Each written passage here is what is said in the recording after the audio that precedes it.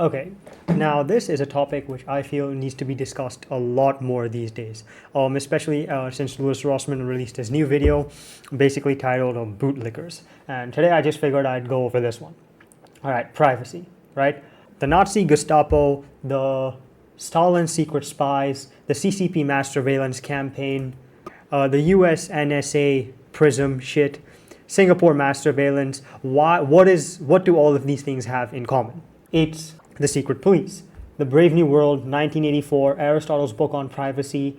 Tyranny and invading privacy is a tactic as old as time. It is a tyrant's favorite tool. I don't care whether this happens in Singapore or Nazi Germany or Atheist Republic of China. It doesn't matter. It is the same fucking pattern. And it was defined more than 2,000 years ago by a guy called Aristotle. Nothing has changed. Anything can become a tyranny, whether it is a monarchy, an aristocracy, or whatever. Multi-people republic, whatever the fuck. And the sad part is when it comes to tyranny, people often vote for this stuff as well. Left wing, right wing, complex square root, -1 can all become tyrannies. And the way they start is by invading your privacy. They take away your privacy with secret police and mass surveillance. And in the very end, people start policing themselves and change their own behavior. The statement, "I don't need privacy because I have nothing to hide," is the dumbest motherfucking thing I have heard in my whole life. And I have read the Quran, okay? You see, without privacy, humanity ceases to exist. Your individuality goes away. You get absorbed into the machine of whatever civilization or system you're a part of. The communist system, the NSA system, the Singapore system, the CCP system, or the Nazi system. When you are being watched, you change. This is a fucking fact. I don't care whether it's the government watching you, your friends watching you, or your parents watching you.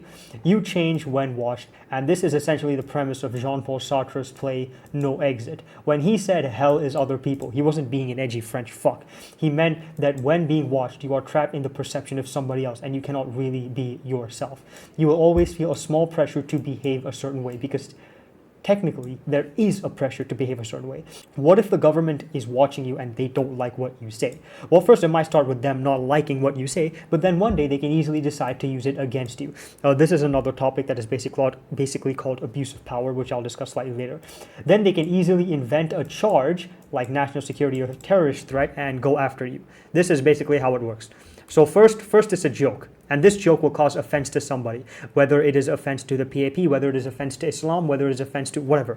This joke can cause offense, and the offense can cause civil unrest, such as the Charlie Hebdo shootings. And this obviously leads to anarchy, quote unquote, which is obviously very bad.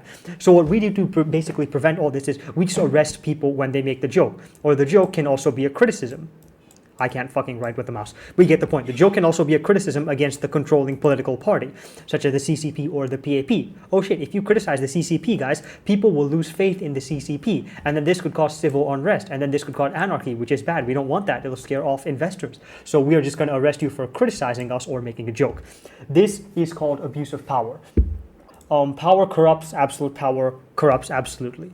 And again, when you go back to privacy, when you think about things like privacy and think about things like intimacy, what makes intimacy so special? It's the fact that only you and your partner share it. If everyone else was involved, it would just be a brave new world, right? Everybody belongs to everybody.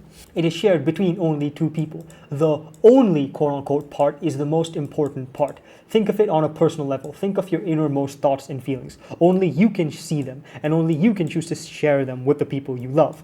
And that is what makes you who you are. Without this, you are just a part of everything else. Without privacy and without mental borders that no one can penetrate except yourself, you just become absorbed into the larger organism of the communist regime, the Nazi regime, the CCP regime, which is also a communist regime, the US regime, I'm just going to call it the NSA superstate, or the Singapore regime, which is the PAP superstate. You will get absorbed into it and you will not be yourself anymore without privacy and without these borders. And this is the literal definition of hell. Hell. Again, forget about the government, forget about communism or whatever. Without privacy, love itself cannot exist. Love and intimacy is something you and your partner share only. If the government is allowed to fuck your wife, then what does that even mean, right? Like, what is even the point? Like, imagine the government had access to naked pictures of your partner. How would that make you feel, right? I mean, just because it's a government, is it really any different? You have to understand, at the end of the day, the government is a collection of people.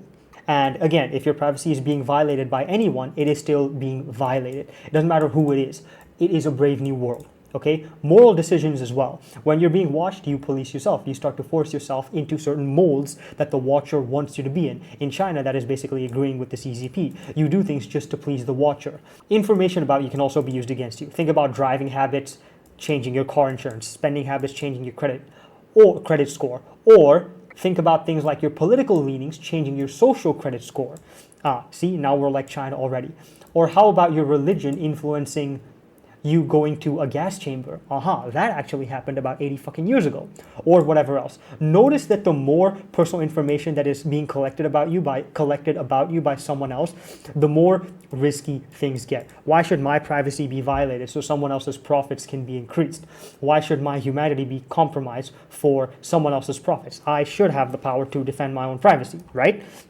And like, if they're allowed to chase their profits, I should be allowed to, like, I don't know, chase my fucking privacy. My privacy matters more than your profits, man. I'm sorry. And I think everybody should value their own privacy as well. This should be a collective fucking thing. Why should I not have a say in who gets to, I don't know, fuck my wife, for example? I should have a say, right? So then why is it any different if the government gets involved? It's not. That is the whole point. Again, notice how by defending these things, again, what's wrong with an insurance company collecting driving data? Again, it's not a slippery slope, my guy. It is a road. It is a road that you vote to go down. And eventually, you're going to start running into CCP or the gas chambers again. This has always happened in history. Why is it going to be different why is it different when your government does it? The historical record has existed since 2,000 years, and this pattern of invading privacy has been done again and again and again. Why is it going to be different when your government does it? Imagine you had a friend who came up to you and said, oh, I get drunk every single day, but I'm going to be different. Or a friend who came up to you and said, I take heroin every single day, but I'm going to be different. You're not going to be different. It's the fucking same. The pattern exists. Stop justifying it just because it is your flag, your government, your race of people doing it. It is the fucking same. Tyrants abuse access to all this information, and they can basically arrest you for anything. This is in fact why they want you to this is in fact why tyrants want to violate privacy so badly, because when they violate your privacy, they can start policing you on levels that have just not been seen before. They can destroy opposition before it exists. Again, think about this. This is what's happening in the UK right now. People in the UK are being arrested for literally criticizing a certain religion. The opposition is being destroyed before it can even exist. The political party can hear somebody make a negative joke that they don't like, and then they can arrest them for it for attempting to cause civil unrest. Power corrupts, absolute power corrupts, absolutely. Lord Acton, this is 100% true. And as explained before, no government, organization, or even human, which is essentially what they are, is above this. Now, all right, this is basically my video, and in the very end, I just want you to remember this person. You probably know who it is. I hope you know who it is.